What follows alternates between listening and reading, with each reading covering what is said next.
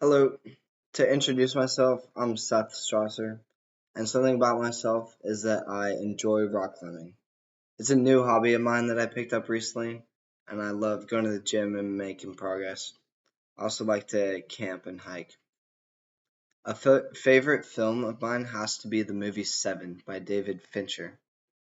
It's a detective thriller that follows a cop that wants passionately to find and stop a horrific serial killer.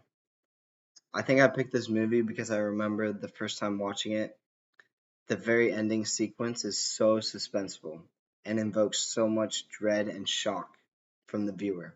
I just remember thinking that the director of this film must have so masterfully laid out this sequence with the music and close ups on each of the characters' faces as they realize with the viewer what must be in the box. I'm excited to learn and watch movies like this with a new perspective, being able to point to why a film might make viewers feel a certain way. From the film Within Our Gates by Oscar Micheaux, I chose a scene where Sylvia sits on a bench and sees a child run into the street.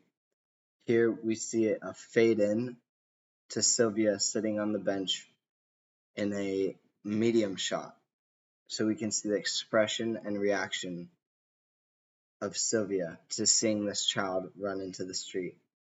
In the following moments, we see cuts to different angles of a car hitting Sylvia as she pushes the child out of the way.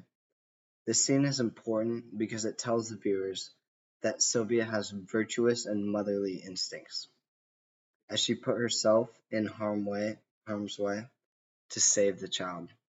This is also the introduction to the character of Mrs. Warwick, who sees this act and because of it decides to help Sylvia by taking her to the hospital and even following up with her to make sure she's all right. She even ends up being able to help Sylvia fund her cause.